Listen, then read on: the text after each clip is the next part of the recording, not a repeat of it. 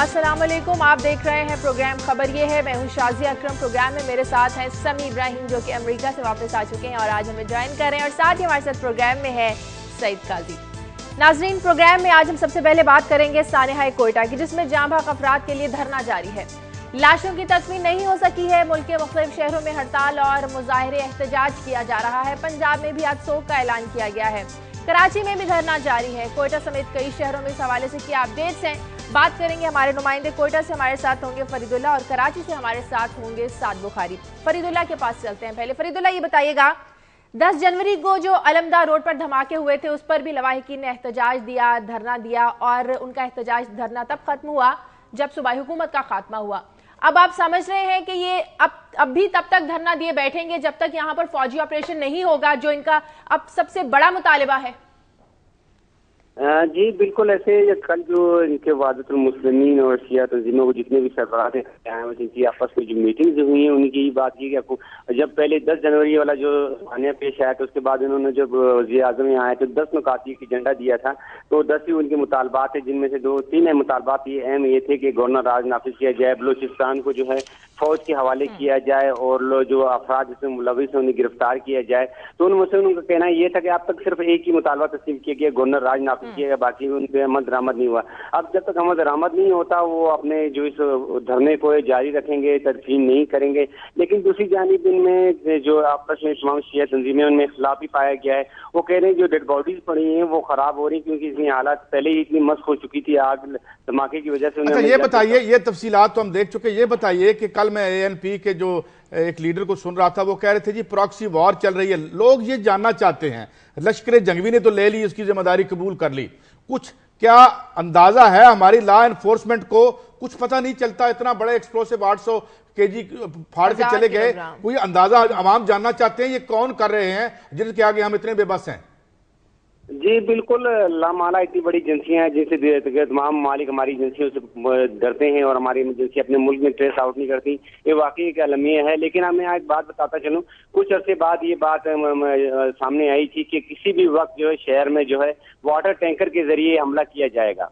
मतलब 10-15 दिन पहले ये बात मंजरेआम पे आ चुकी थी, लीक आउट हो चुकी थी। इसके बावजूद पुलिस है शहर में, FC है, और कानून नाफिज करने वाले इदारे या खुफिया इदारों की एक बड़ी फौज जफर मौज घूमती रहती शहर में, वो ट्रेस आउट नहीं कर सकी। लामाला ये नाकामी, और गवर्नर ने भी इस बात को तस्लीम किया है कि हमारी जो खुफिया इदारे हैं उनके दरमियान में जो कोऑर्डिनेशन है वो नहीं है और आपस में नाकाम हो चुकी है। तो अब जब तक ये अपने तनदेही से काम नहीं करती, जिस तरह के मामला तो होते रहेंगे और ये बेगुनाह लोग जो है ये भी मरते रहेंगे। लेकिन अब करना क्या है, करना तो हुकूमत ने, मैं और आप ये चीज कर नहीं सकते। जी अच्छा, ये बताएगा कि गवर्नर राज के बाद भी अमन कायम नहीं हो सका, कि आप लोग अभी भी ये चाहते हैं कि गवर्नर राज रहे यहाँ पर?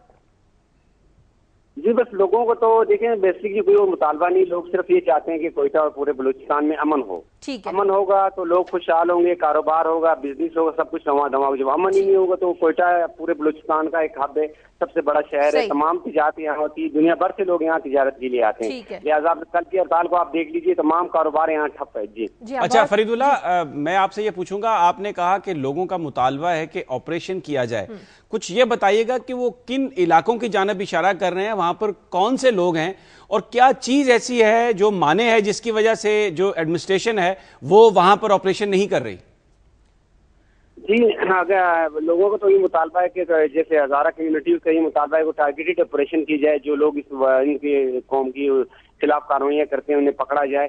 अब लामाला कानून नाफिज करने वाले तमाम इदारों को मालूम भी होगा और वो वक्तन फौक्तन ऑपरेशन करते भी रहते हैं, लेकिन उन्हें आज तक ऐसा कोई सुराग नहीं मिला। अगर हम जनवरी की बात करें तो जनवरी में फ्लैट टाउन का एक इलाका है मशरकी बाईपास, वहाँ से बड़ी तादाद में बारूद भी मिला था, असला भी मिला था, और कुछ लोग ऐसे गिरफ्तार भी हुए, लेकिन जो बड़े लोग हैं उन तक हाथ नहीं पा रहे। सही, ठीक है, बहुत शुक्रिया फरीदुल्ला आपका। सिर्फ कोयटा में नहीं, पूरे मुल्क में जो है वो एहतजाज और मुजाहिरे किए जा रहे हैं सानेहा कोयटा पर। कराची चलते हैं, हमारे नुमाइंदे साद बुखारी हमारे साथ है। साद बुखारी, कराची में भी आज हड़ताल की जा रही है, किन तंजीमों की जानिब से, किन पार्टियों की जानिब से आज वहां पर एहतजाज किया जाएगा? क्या मार्केट्स भी बंद है पूरे कराची में? जी बिल्कुल, शहर कराची का जो निज़ाम है, बिल्कुल इस बार तकरीबन तमाम ही तंजीमों ने इस हड़ताल की हिमायत की है। जो मजलिस वहदतुल मुस्लिमीन और शिया उलमा कौंसिल की जानिब से आज हड़ताल का ऐलान किया गया था, उस हड़ताल के ऐलान के बाद मुत्तहिदा कौमी मूवमेंट, जमात इस्लामी, मुस्लिम लीग फंक्शनल समेत तकरीबन जितनी भी जमातें हैं उन्होंने इस हड़ताल की हिमायत की। इसके साथ साथ जो प्राइवेट स्कूल एसोसिएशन है उन्होंने भी फौरी तौर पर ऐलान कर दिया स्कूल्स बंद रखने का। फिर ताजिर इत्तेहाद की तंजीमें जितनी हैं उन्होंने कारोबारी मराकज़ बंद रखने का ऐलान किया, और फिर ट्रांसपोर्ट इत्तेहाद ने भी और साथ साथ अक्सर टैक्सी ड्राइवर्स ने भी बढ़ चढ़ कर हिस्सा लिया। उन्होंने कहा कि इस सोग में बराबर के शरीक हैं और आज ट्रांसपोर्ट सड़कों पर नहीं लाएंगे। तो शहर कराची में अगर इस वक्त देखा जाए तो प्राइवेट ट्रांसपोर्ट तो सड़कों पर चल रही है, लेकिन जो कल ऐलान किया गया था उसी के बिल्कुल ऐन मुताबिक तमाम दुकानें, तमाम कारोबारी मराकज़ और तमाम स्कूल्स बंद हैं। इस वक्त हम मौजूद हैं मेन जो शाहराह है, शाहराह फैसल। यहाँ पे आप मेरे बैक अकब में भी देख सकते हैं कि सिर्फ प्राइवेट ट्रांसपोर्ट है जो चल रही है। बाकी अगर धरनों की बात की जाए तो शहर के मुख्तलिफ मकामात पर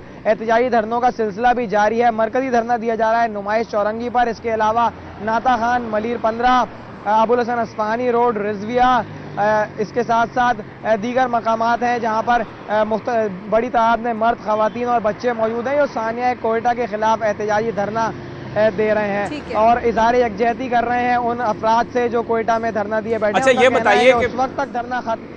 साथ ये बताइए, कुछ ऐसी इत्तलात आ रही हैं कि एमक्यूएम ने अपने रेजिग्नेशन जो है वो गवर्नमेंट को जमा करवा दिए हैं। एमक्यूएम अब गवर्नमेंट से इस इशू पर अलहदा होने वाली है। जी, इस जो गुज़िश्ता रोज़ ऐलान किया गया था गवर्नमेंट से अलहदगी का, उस पर वाज़े तौर पर यह कह दिया गया था कि हतमी फैसला है, दोबारा गवर्नमेंट में वापस नहीं आएंगे। ये वजह थी कि इस्तीफे देने की खबर सामने आई कि जितने भी वुज़रा थे उन्होंने अपने इस्तीफे गवर्नर को जमा करा दिए हैं। तो फिलहाल जो है मैं ये जानना चाह रहा था कि वहीं पर है स्टेटस को, इस्तीफे जमा है या अब आगे उस पर कोई अमली तौर पर भी हुकूमत से अलहदगी इख्तियार करने वाली है एमक्यूएम? जी, इस हवाले से जैसे जैसे फिलहाल तो इस्तीफे पेश किए गए हैं और ये वाजे कर दिया गया है कि ये फैसला हतमी है और इस पर अमली तौर पर जो है अमल दरामद भी किया जाएगा। तो इसमें कोई भी कल जो गुज़िश्ता रोज़ फारूक सत्तार की जानिब से बयान आया था, उनका यही कहना था कि अब वापसी मुमकिन नहीं है, अब हालात ऐसे नहीं है। तो ये कहा जा सकता है कि मुकम्मल तौर पर अमली इक़दाम किए जाएंगे और अमली तौर पर नजर आएगा कि मुत्तहिदा कौमी मूवमेंट हुकूमत से अलहदा हो गई है और एक अपोजिशन जमात बनेगी। ये वजह थी कि गुज़िश्ता रोज़ मुस्लिम लीग फंक्शनल के जो नुमाइंदगान से उनसे भी राब्ते किए गए थे। जी ठीक है, बहुत शुक्रिया साद बुखारी आपका और कोयटा से फरीदुल्ला आपका। मुझे यहाँ पर एक ब्रेक लेनी है, ब्रेक के बाद वापस आते हैं।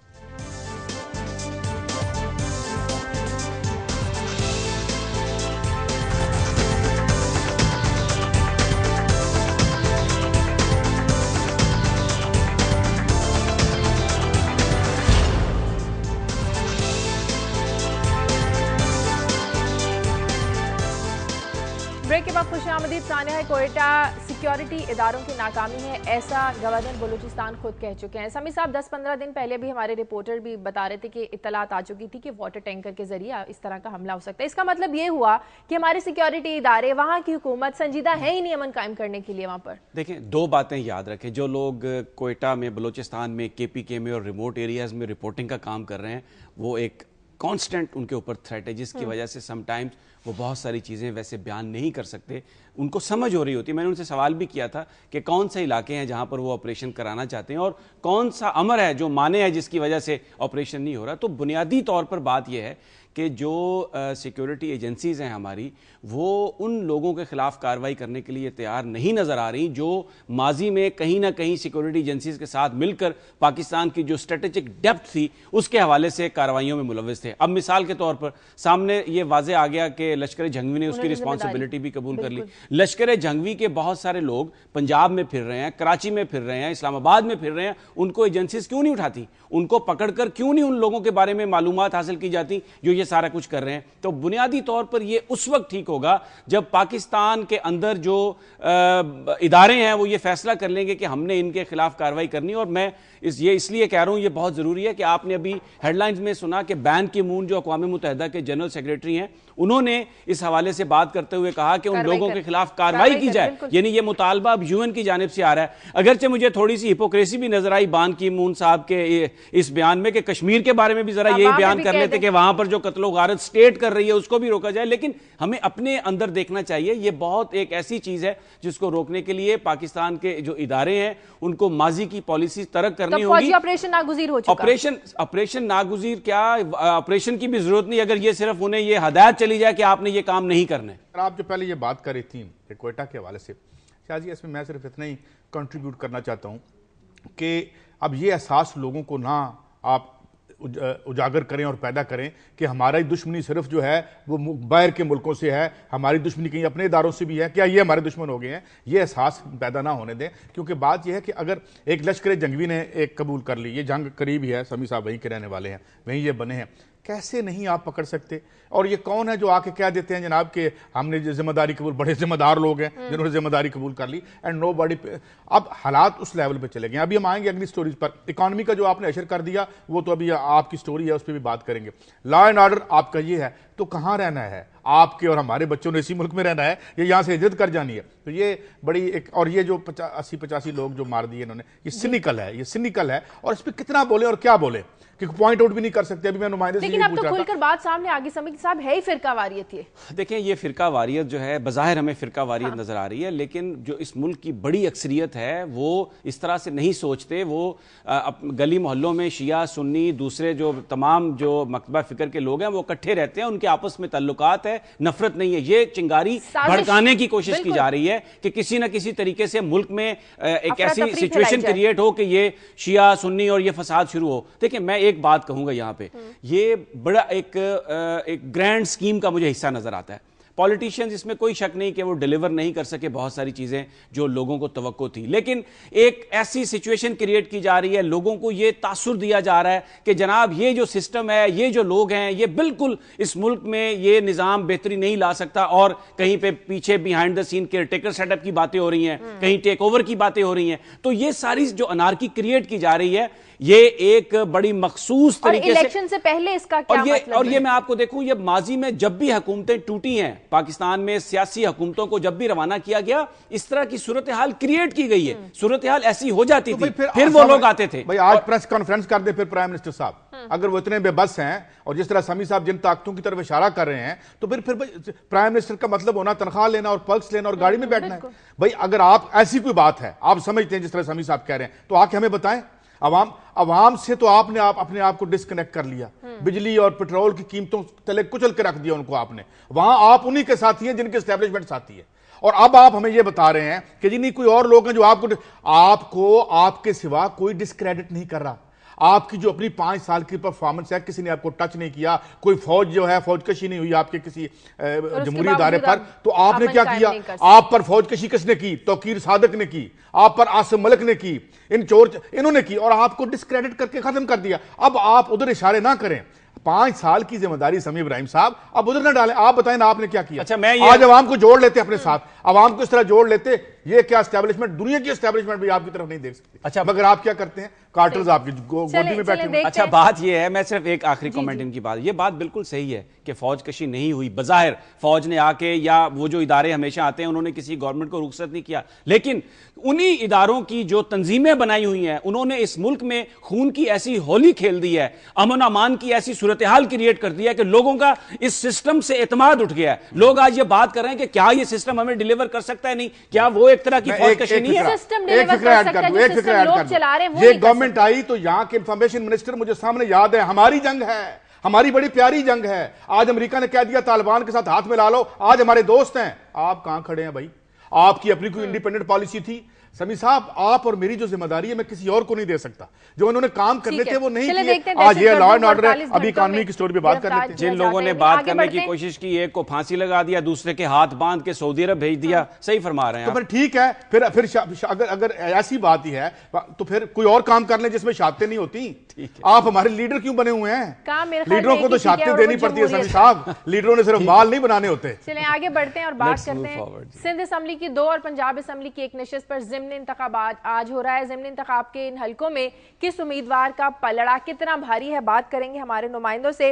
नौमान बाबर मुल्तान से हैं, फारूक बाबर दादू से हैं, ठट्ठा से मिर्जा हसन बेग हैं। सबसे पहले नौमान से बात करते हैं। नौमान, कौन कौन से किस किस पार्टी के उम्मीदवार यहाँ पर हिस्सा ले रहे हैं? टर्न आउट क्या है? पोलिंग शुरू हो गई, माहौल क्या है यहाँ पर?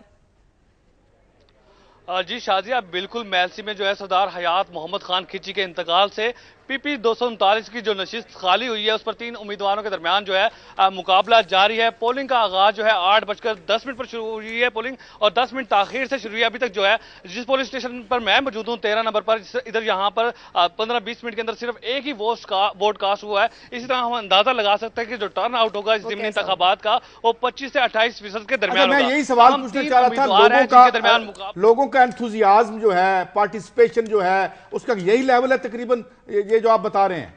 उम्मीदवार हैं जिनमें तौसीफ अहमद खान है, उसके साथ साथ जानजेब खान खिची हैं। तमाम यहां पर यह कंसीडर किया जा रहा है कि जो 2 आजाद उम्मीदवार हैं उनके दरमियान जो है कांटेदार मुकाबला मुतवक्किल है, क्योंकि पीपल्स पार्टी की पौने 5 साल की जो कारकर्दगी है वो काबिल इस्ताइश नहीं है, जिसकी वजह से लोग मायूसी का शिकार हैं। और यहां पर वोटर्स की जो तादाद है 1,55,430 वोटर्स हैं जो आज अपना हक रायदही इस्तेमाल करेंगे, जिनके लिए 123 जो है पोलिंग स्टेशन बनाए गए हैं, जबकि 303 पोलिंग बूथ बनाए गए हैं। इस वक्त जो है जिस पोलिंग स्टेशन पर मैं मौजूद हूं सिर्फ 2 ही वोट कास्ट हुए हैं, और इसी तरह अंदाजा लगाया जा सकता है कि सिर्फ जो टर्न आउट होगा वो 25 से 28% के दरमियान होगा, और सिर्फ जो मुकाबला कंसीडर किया जा रहा है वो आजाद उम्मीदवारों के दरमियान ही कंसीडर किया जा रहा है। अच्छा नुमान, ये बताइए कि मुस्लिम लीग नून ने अपना कोई उम्मीदवार खड़ा नहीं किया, क्योंकि ये बताया गया है कि जो उनकी लीडरशिप है उन्होंने ये फैसला किया कि क्योंकि अब आम इंतखाबात बहुत नजदीक हैं तो इसलिए इस सीट को खुला छोड़ देना चाहिए, कोई मुस्लिम लीग नून का उम्मीदवार नहीं है। तो क्या यह भी एक वजह है कि लोगों में जो जोश और जज्बा है उसकी कुछ कमी है? जी बिल्कुल, पहले चीफ इलेक्शन कमिश्नर की जानिब से ऐलान किया गया था कि ज़िमनी इंतखाबात जो है, जो जैसे जनरल इलेक्शन करीब आ रहा है तो इंतखाबात नहीं कराए जाएंगे, लेकिन उसके बावजूद ये इंतखाबात कराए जा रहे हैं। लोगों का जो जोश जज्बा है वो कम है, उनकी जो तवज्जो है, जो उन्होंने कॉन्सेंट्रेट किया हुआ है वो सिर्फ जनरल इलेक्शन को ही किया हुआ है। यही सूरत हाल है। अब वोटर, हालांकि यहाँ पर ममानत है कि 400 गज के अंदर जो है कैंप नहीं लगाए जाएंगे, वोटर्स को घरों से नहीं लाया जाएगा, लेकिन इसके बावजूद जो कैंडिडेट्स हैं, जो उम्मीदवार हैं, उनकी जानिब से लोगों को, जो वोटर्स हैं, उनको घरों से लाने का सिलसिला भी शुरू हो गया है, क्योंकि लोग आने को तैयार नहीं है। अच्छा ये बताइए कि कैंप्स भी वो जो आप बता रहे हैं 400 गज के अंदर लगाए हैं उम्मीदवारों ने यहाँ पे?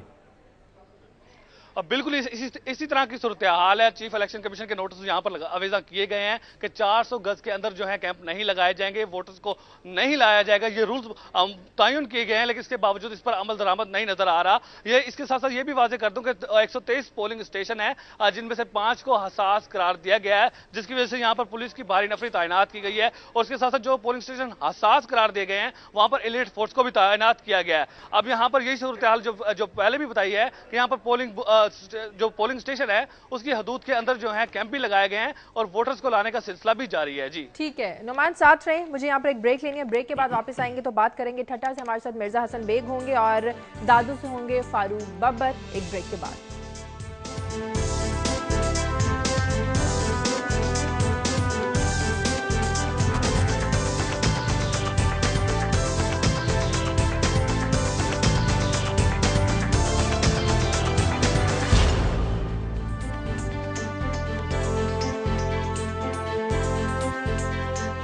ब्रेक के बाद खुशामदीद। सिंध असम्बली की दौर पंजाब असम्बली की एक नशिस्त पर ज़िमनी इंतखाब आज हो रहा है। फारूक बब्बर दादू से हमारे साथ, उनसे बात करते हैं। फारूक, मुल्तान में तो 15-20 मिनट हो गए, नौमान बाबर हमें बता रहे थे कि 15-20 मिनट में सिर्फ एक वोट कास्ट हुआ है, यहाँ पर सूरत हाल क्या है? जी PS 73 शरीफ में भी सूरत हाल यही है कि यहाँ लोग वोट डालने कम नजर आ रहे हैं। यहाँ PS 73 में 12 उम्मीदवार हैं, जिसमें 10 आजाद उम्मीदवार हैं और एक सैयद मुराद शाह PP की तरफ से, रोशन अली बुर्रो सिंध यूनाइटेड पार्टी की जानिब से हैं। यहाँ पोलिंग स्टेशन है 363। ये बताइए कि वहां पर जोशो खरोश कितना है और किस उम्मीदवार के जीतने का इम्कान नजर आता है? कोई मुकाबला होगा या कोई आदमी बस वैसे ही जीत जाएगा बड़ी लीड के साथ? जी सैयद मुराद अली शाह के साथ रोशन अली बुर्रो का मुकाबला भी होगा। हबीबुल्लाह रिंद आजाद उम्मीदवार है, उनका भी मुकाबला होगा। इंजीनियर खालिद हुसैन लाखों हैं आजाद उम्मीदवार, इनका मुकाबला होगा। मुराद शाह के लिए बड़ी चैलेंज है आज पीपल्स पार्टी के हुकूमत दौर में। ये अगर हार जाते हैं तो इनके लिए वो बड़ी शिकस्त होगी। और साबिक वजीर आला अब्दुल्ला शाह के ये फर्जंद है। और यहाँ लोगों का रेशा जो है बिल्कुल कम है अभी तक। यहाँ खुदाबाद पोलिंग स्टेशन पे मैं खड़ा हूँ, यहाँ अभी 4 वोट दाखिल हुए हैं और लोगों का रेशा जो है 35 से 40%। ठीक है, जोशो खरोश अभी तो उम्मीदवारों की तादाद ज्यादा लग रही है अभी तक वोटों से। मुझे ठट्टा बात करनी है। मिर्जा हसन बेग हमारे साथ है। मिर्जा हसन, यहाँ पर बताइएगा कि यहाँ पर लोग कितनी दिलचस्पी ले रहे हैं, टर्न आउट कैसा है? 8 बजे से पोलिंग शुरू हो चुकी है, आधा घंटा गुजर चुका है, कितनी तादाद है लोगों की जो पोलिंग स्टेशन पे पहुंच रही है? हाँ, ये हैरत अंगेज बात है। जो वैसे इलेक्शन होते हैं मामूल के मुताबिक, उसमें तो लोग सुबह 7 बजे से रक्षों गाड़ियों अपनी कन्वेंस से हो जाते हैं, लेकिन यहाँ सिर्फ अमला जो है वो बैठा हुआ मक्खियां मार रहा है। कोई भी अभी तक वोट कास्ट करने नहीं आया। जितने मैं यहाँ मकली के पोलिंग स्टेशन में मौजूद हूँ, यहाँ एक आदमी ने भी वोट कास्ट नहीं किया है। और ना कोई जिस तरह कैंप वगैरह लगते थे, बड़ा जोश और खरोश होता था, गाने जलते थे, कोई भी यहाँ कैंप नहीं लगाया गया। दूर दूर तक जो है एक आध कुर्सी के ऊपर जो है वो एजेंट बैठे हुए हैं जो नंबर देने के लिए बैठे हैं, लेकिन वो भी तक इंतजार कर रहे हैं कि कोई वोट डालने आए तो उसको हम नंबर दें वोटिंग का, तो जाके अंदर वोट डालेगी। ठीक है, बहुत शुक्रिया आपका समी साहब। चले, अच्छी बात है, कोई थोड़ी मक्खियां मार लेंगे, सफाई हो जाएगी। बात ये शाजिया कि ये अफसोसनाक बात है, क्योंकि जाहिर है कि जमहूरी तरीका कार के लिए लोगों ने बड़ी कुर्बानियां दी हैं। मगर बात इसमें क्या है, एक तो ये बात है कि ज़मीनी इंतखाब अभी भी अब ये टर्नओवर खत्म होने वाला, लोग कम आ रहे हैं, मगर एक बात और भी है कि जो बैलेट बॉक्स, जो बैलेट पेपर है आपका, वो अलामत है आपके राइट्स की। असल में तो वो आपके राइट्स की अलामत है, और अगर अमली तौर पे वो इलेक्ट होने वाले लोगों के लाइब्तनाई राइट्स की अलामत बन जाए और आपने सिर्फ वोट देना और घर वापस आ जाए, ये सबक है, ये लम्हा फिक्रिया है कि लोगों के राइट्स को डेलीकेट करें। डेमोक्रेसी इन इटसेल्फ नहीं है कि डेमोक्रेसी हमने वोट दिए तो डेमोक्रेसी का मतलब है कि लोगों के मसाइल खत्म करके उनके वसाइल ट्रांसफर करो उन तक। इलेक्ट होके बैठ के तो जमहूरियत नहीं आ जाती। जमहूरियत आती है जब किसी के घर में गैस जाती है, रोटी जाती है, रोजगार जाता है, वो है जमहूरियत। जमहूरियत का मतलब आपके फार्म हाउसेस नहीं है, आपके वो अकाउंट्स नहीं है। तो बस इसीलिए लोग नहीं निकलते ये है, दिस इज ट्रेजिक। ये अफसोसनाक बात है कि लोग नहीं आ रहे। नहीं, बातें तो काजी साहब की सही है, लेकिन मेरा ख्याल है जो इन्होंने पहली बात की वो ज्यादा सही है कि ज़िमनी इंतखाब है और उसके फौरन बाद अब जनरल इलेक्शन होने वाला है, तो इसकी कोई उस तरह लोगों का इसमें कोई इंटरेस्ट नहीं है, क्योंकि ये तो चंद हफ्तों के लिए पता चल जाएगा 2-3 महीने में। आगे बढ़ते हैं और बात करेंगे। वफाकी वज़ीर ख़ज़ाना अब्दुल हफीज़ शेख ने अपने ओहदे से इस्तीफ़ा दे दिया है और कहा यह जा रहा है कि वो पार्टी क़यादत की हिदायत पर मुस्ताफ़ी हुए हैं। अहम बात तो यह है कि निगरान वज़ीर आज़म के लिए भी उनका नाम नामजद किया जा सकता है, लेकिन अपोजिशन लीडर चौधरी निसारी कह चुके हैं कि अगर निगरान वज़ीर आज़म के लिए अब्दुल हफीज़ का नाम आया तो हम इसकी भरपूर मुखालिफत करेंगे और इसे मुस्तरद कर दिया जाएगा। इस्लामाबाद से हमारे नुमाइंदे शकील अहमद हमारे साथ टेलीफोन लाइन पर, उनसे बात करते हैं। शकील, ये बताएगा, सबसे पहले तो हमें ये बताए कि वजारत खजाना बताया जा रहा है कि इस सारे मामले से लाइल में, क्या उन्हें नहीं पता वफाकी वजीर खजाना अब्दुल हफीज शेख के इस्तीफे का? जी बिल्कुल ऐसा ही है शाजिया। हमारी बात हुई थी वजारत खजाना के तर्जमान और एडवाइजर भी हैं वो फाइनेंस मिनिस्ट्री के राना असद अमीन।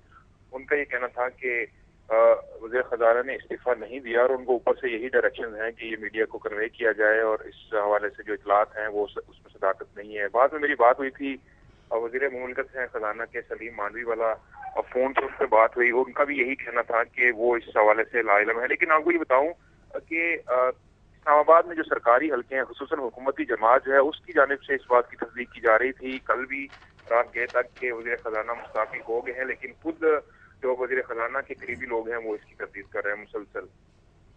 अच्छा, तो ये बताएं कि निगरान वज़ीर आज़म के लिए भी इनका नाम सामने आ रहा है?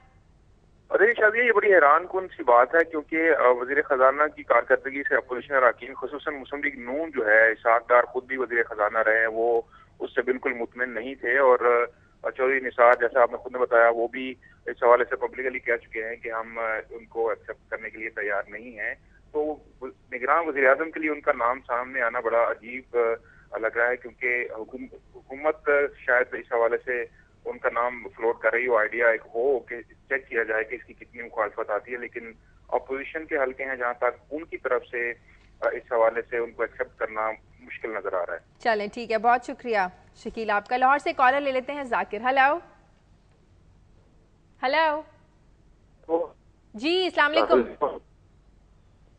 हेलो जी, अस्सलाम वालेकुम। जी बोलिए। जाकिर ख्वाजा बोल रहा हूँ। जी जी। मेरे 8 माह हो गए हैं, मेरा बच्चा लापता है, उसका कोई पता नहीं है। तो सुप्रीम कोर्ट ने एक्शन उस पर लिया है, 29 जनवरी का एक्शन लिया हुआ है और पाबंद किया हुआ है लाहौर पुलिस को थ्रू IG पुलिस के 14 दिन के अंदर अंदर जवाब दें। लेकिन आज 19 तारीख हो गई है, ना मुझे कोई एप्लीकेंट की हैसियत से कोई मुझे जवाब मिला है, ना ही कोई और बात हुई है। मैं सख्त परेशानी में मुब्तला हूँ।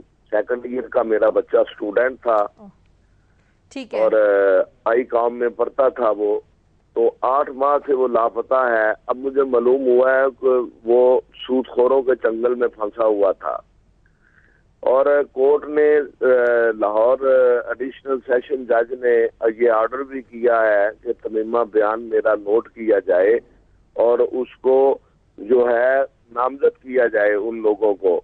जिस वक्त मैंने FIR कटवाई थी, मैंने कोई जाकिर साहब, अगर आप हमें अपने केस की डिटेल भेज दें तो हम इस पर देख के तो अरबाब इख्तियार से भी बात करके इसको पूरे तफसील से डिस्कस कर लेंगे। अगर काइंडली आप हमें अपनी तफसीलात केस की ईमेल कर दें। ठीक है, बहुत शुक्रिया जाकिर आपका। मुझे यहाँ पर एक ब्रेक लेनी है, ब्रेक के बाद वापस आते हैं।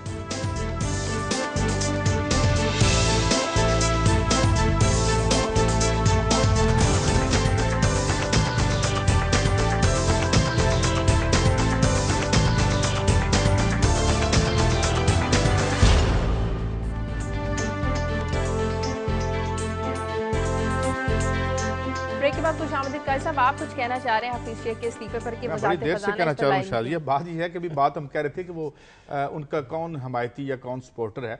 ये बड़ी अहम स्टोरी है। इस्तीफा दिया, बाद में उन्होंने इनकार किया, मगर मामला क्या है कि अंदरूनी खाना रिपोर्ट्स ये कहती हैं कि 2 दफ़ा एडवाइस की है हमारी फाइनेंस मिनिस्ट्री और हफीज शेख साहब ने कि फौरी तौर पे केयर टेकर सेटअप ले आए। मगर इसकी एक बुनियाद है, जो असल फैसले होते हैं, जो एंटी पीपल फैसले करते हैं हम विद आर कनाइमस विद दी जो आलमी मालियाती इदारों से, वो हम केयर टेकर सेटअप में करते हैं। मिसाल के तौर पर रिकोटेक का जो मुआहदा हमने किया था वो मुइन कुरैशी के दौर में किया था। आज मैशत एक बहुत बड़े बुरान में है और IMF वर्ल्ड बैंक को शायद ये जो कुछ अब तक कर चुके हैं, इसके बाद मजीद अगर ये करते हैं तो ये शायद इस अहल नहीं है। लिहाजा वो सारे काम वो करवाएंगे केयर टेकर सेटअप से। और मैं पहले भी अर्ज कर चुका हूँ कि एक अरसा हुआ कि अब हमारी मैशतें जो है, और हम जैसे मुल्कों की मैशतें इतनी हमारी कैबिनेट के इख्तियार में नहीं होती या हमारे इख्तियार में नहीं होती जितनी आलमी मालियाती इदारों के इख्तियार में होती है। मैं पहले ये भी मैंने आपको बताया था कि सबसे बड़ा जो हमारी बजट का जो एक मद है 1200 से 1200 अरब रुपया साल का, वो तो हम सूद में उनको देते हैं। इसके अलावा अब हमें मजीद पैसे चाहिए उनसे, और IMF वर्ल्ड बैंक नहीं दे रहा। उसमें उसकी मोटी मोटी शरायतें हैं, डिवैल्यूएशन की भी शर्त उसमें मौजूद है, वो कह चुके हैं। और वो कह रहे हैं कि जी आप टैक्स लगाएं, टैक्स का निज़ाम ठीक करें, रेवेन्यू सीधे करें। अब जितनी भी और 529 अरब रुपए का हमारा खसारा जून तक आ रहा है सिर्फ इलेक्ट्रिसिटी, बिजली का। तो इन तमाम, ये असल बात है, ये असल खेल है। इसके ऊपर आप बाकी जो सियासत चमकाते रहें, बोलते रहें, तकरीर। और ये रिपोर्ट आज छपी भी है कि जो फाइनेंस मिनिस्ट्री जो है वो इंसिस्ट कर रही है कि केयर टेकर सेटअप जल्दी लेके आए, क्योंकि आपके इन 3 महीनों में फिर आप, क्योंकि ये तो जवाबदेह नहीं होगी अवाम को हुकूमत, ये तो IMF को जवाबदेह होगी या किसी और को जवाबदेह होगी। तो ये अंदर की कहानी। सही, आगे बढ़ते हैं, बात करेंगे कि पीपल्स पार्टी से अपनी वफादारी तब्दील करके मुस्लिम लीग नून में शामिल होने वाले पंजाब असेंबली के अरकान हिस्सा तो अब नून लीग का बन गए हैं, लेकिन अपनी वफादारी का हलफ लेते वक्त, टिकट लेते वक्त उन्होंने पीपल्स पार्टी को दिया था। लेकिन जैसे ही मुद्दत पूरी होने का वक्त आया, उन्होंने न सिर्फ अपनी वफादारी तब्दील की बल्कि कुरान पाक से किए गए वादे से भी फिर गए। अब भी अरकान सादिक रहे ना ही अमीन, क्या अब ये नाहिल करार दे दिए जाएंगे? बात करेंगे हमारे नुमाइंदे लियाकत अंसारी से। लियाकत, क्या ये अरकान अब आर्टिकल 62 की जद में आएंगे? आज ही पीपल्स पार्टी का तो यही क्लेम है कि इन्होंने 5 साल टिकट लेते वक्त जो हल्फ दिया था वो कुरान पाक पर हल्फ, इसलिए पीपल्स पार्टी को ये यकीन है कि वो आज इम्कान है कि आज इलेक्शन कमीशन के पास पिटीशन दायर करने जा रहे हैं और इस इल्जाम के साथ जा रहे हैं, इस यकीन के साथ जा रहे हैं कि एक शख्स जो है कुरान पाक पर देकर मुनहरफ हो जाता है तो वो सादिक और अमीन नहीं रहता।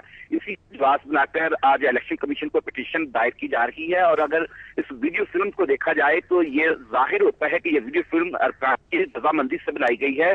उन्हें वीडियो फिल्म के वक्त उनका हल्फ रिकॉर्ड करते वक्त बताया गया है, हल्फ खत्म होते वक्त भी बताया गया है। तो एक रजामंदी से हल्फ उठाने के बाद अगर रुकन असेंबली मुनहरफ होता है तो उस पर आईनी माहिरीन यही कहते हैं कि आर्टिकल 62 लागू होता है। बहुत शुक्रिया लियाकत, सारी समझ में ये नहीं आती समी साहब कि ये ऐसे लोग अवाम के वफादार क्या रहेंगे? देखिए, सबसे पहले तो मुझे ये देख के बड़ा अफसोस हुआ। मुझे पीपल्स पार्टी से ये तवक्को नहीं थी कि वो भी लोगों से, अपने पार्टी के लोगों से इस तरह का हल्फ लेंगे। ये इस तरह का हल्फ लेना ये तो वैसे ही गलत है, इसलिए कि आप पॉलिटिक्स कर रहे हैं और किसी मौके पर भी आपकी कोई पॉलिसी अगर टॉप लेवल से आती है जो गलत पॉलिसी है, तो अगर अराकीन असेंबली उस पर क्रिटिसिज्म नहीं करते, उस पर अपनी बात नहीं करते, या उनके पास इस बात का हक नहीं है कि वो इस इशू की बुनियाद पर अलहदा हो जाए, तो ये कौन सी सियासत है? एक तो ये इंतहाई अफसोसनाक है कि जनाब आप लोगों से हलफ उठा रहे हैं कि आप कुरान के, हमें ये तो पर्सनल लॉयल्टी का आप हलफ ले रहे हैं। असल में तो बुनियादी तौर पर तो आपकी जो परफॉर्मेंस है वही आपकी पॉपुलैरिटी की जमानत है और वही आपकी पार्टी के अंदर जो पोजीशन है उसको स्ट्रेंथन करती है। लेकिन दूसरा जो एक और जो मैं पहलू इसका जो दूसरा है वो ये है कि अब बेसिकली ये जो सारा वाकया हुआ ना, जो मैंने इसको देखा है, क्योंकि आसिफ जरदारी साहब जो सदर पाकिस्तान भी हैं, पीपल्स पार्टी के सरबराह भी हैं, वो लाहौर में आए। उन्होंने कहा जी मैंने लाहौर में मोर्चा जमा दिया। तो मुस्लिम लीग नून ने पीपल्स पार्टी के ये अफराद तोड़ के उन्हें ये पैगाम दिया कि जनाब आपका मोर्चा वोर्चा यहाँ पे पंजाब में कोई हैसियत नहीं रख सकता, सियासी तौर पर हम मजबूत हैं और हम आपकी पार्टी के अंदर से लोग लेके नहीं, ये एक पॉलिटिकल एक मैनिपुलेशन है, एक पॉलिटिकल मैनूवरिंग है। उन्होंने एक बड़ा स्ट्रॉन्ग वो एक पैगाम दिया पाकिस्तान पीपल्स पार्टी की लीडरशिप को कि आपकी परफॉर्मेंस या किसी भी वजह से लोग अब आपके साथ नहीं है, लोग हमारे साथ। पीपल्स पार्टी ने तो हमें भी बड़ा स्ट्रॉन्ग पैगाम दिया है। 4 साल तक तो जियाउल हक के जो वजीर को उन्होंने वजीर आजम बनाई रखा।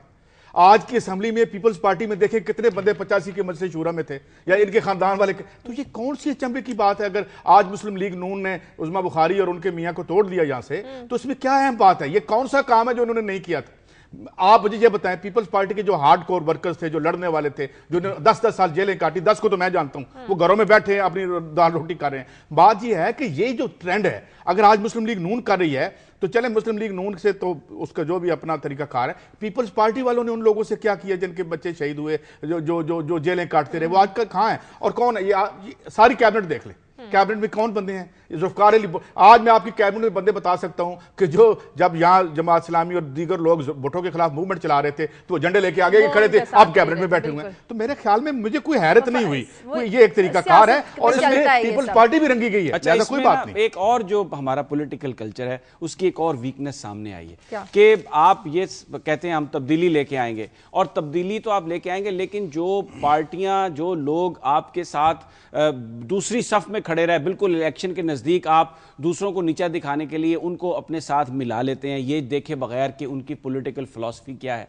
तो मेरा ख्याल है जो बड़ी पॉलिटिकल पार्टीज हैं उन्हें इस ट्रेंड को खत्म करना चाहिए, क्योंकि वो खुद इतनी, उनका जो प्रोग्राम है, अब इलेक्शन का टाइम था, बजाय इसके कि आप इलेक्टेबल्स इकट्ठे करें, आप अपना प्रोग्राम लेके आए, आप लोगों को बताएं कि ये हम आपके लिए करने वाले हैं, तो वो मेरा ख्याल है वफादार नहीं रहे तो मुस्लिम लीग नून के साथ क्या वफादार? नहीं, ये बात नहीं है। देखिए, ये सब कह रहे हैं प्रोग्राम तो सामने है। 5 साल क्या प्रोग्राम चला? कार्टल्स का प्रोग्राम चला, एलपीजी के ठेके किसको मिल रहे हैं उसका प्रोग्राम चला, अदनान ख्वाजा का प्रोग्राम चला, तो ये प्रोग्राम चल रहे हैं और ये असल है। अब मंशूर ये लेके आएंगे, उसमें भी हम बात कर लेंगे। वक्त खत्म होने वाले, अपनी खबरें शेयर करें। शाजिया, मैं एक मेरे पास इंटरेस्टिंग खबर है, क्योंकि ये खबर तो इस मुल्क से रिलेटेड नहीं है, लेकिन इस मुल्क के हालात से बड़ी रिलेटेड है। ये बल्गारिया में शाजिया, वहाँ पे बिजली की कीमतों पे तकरीबन 20 शहर, वहाँ भी यही है, डिस्कोस जो हैं डिस्ट्रीब्यूशन कंपनीज के खिलाफ लोग बाहर निकल आए। और एक पेंशनर कह रहा था कि जी मेरी तनख्वाह कुछ $125 बनती है और $175 मेरा बिल आ गया है। और तकरीबन 20 शहरों में एक वक्त में वो बाहर निकले लोग, और जो उनकी रूलिंग पार्टी है उसकी तेजी से रेटिंग नीचे आई, और जो दूसरी पार्टी है वो कह रही जी हमें आके से नेशनलाइज कर लेंगे, जबकि वहाँ की हुकूमत कह रही है जो इस वक्त इन प्लेस है कि हम नहीं करेंगे। मगर मैं ये अर्ज करना चाहता हूँ, वो इसी ग्लोब पे हैं, उनको कार्टल्स के हवाले किया गया और ऑलिगार्क्स वहाँ बैठे हुए हैं और वहाँ मूवमेंट जो है वो फट उठी है। तो ये जो सब हालात हो रहे हैं, ये हालात हम किसी और सियारे पे नहीं रहते। अगर हमने इन हालात को ना संभाला तो यही सूरत-ए-हाल यहाँ भी होगी। लेकिन अगर कुछ सीरियस सेक्शंस हैं इस मुल्क की रूलिंग क्लास में, तो वो अगर इसे देख रहे हैं और तो उसे अभी ये मैं साथ अभी आपको खबर बताई थी 529 बल्कि 529 से 550 बिलियन रुपीज़ का हमारा सिर्फ और सिर्फ बिजली का ये हमारा जो खसारा है। और उसमें क्या है, आपकी जो सब्सिडीज़ हैं स्टेक होल्डर्स को, बनाने वालों को, या उसमें इंतजाम और इंतजाम करने वालों को। और उसमें मैं पहले कह चुका हूं यहां पे कि जनाब हमारे वजीर साहब जो आए थे अहमद मुख्तार साहब, वो कह रहे थे कि करप्शन कहां है, वो करप्शन तो मौजूद है, और ये सारे पैसे 560 या 600 अरब रुपया इस सारी रियासत को खींच के नीचे ला रहा है। और उसका अब तरीका क्या होगा कि आएंगे हफीज शेख साहब, फिर IMF से हम बात करेंगे, फिर हम कर्जा लेंगे और फिर जो है अवाम पर हम बोझ ट्रांसफर कर देंगे। अच्छा, ये बात तो इनकी सही है करप्शन की, लेकिन एक और मामला भी है बिजली का। अगर आपकी कॉस्ट जो है वो 12 रुपए यूनिट आ रही है, तो 7 रुपए यूनिट आप बेचेंगे तो हर 6 महीने के बाद आपका प्रॉब्लम वही होगा, आपका वही होगा सारा। ये एक बड़ा मसला है। आप सब्सिडीज अवाम को तो देते नहीं है, वो प्रोड्यूसर्स को दे रहे हैं। आप अपने मुआहदे सामने ले आए ना यहाँ पे कि आपके पास 2000 तो फालतू है। किसी और मुल्क में तो ऐसे नहीं होता भाई।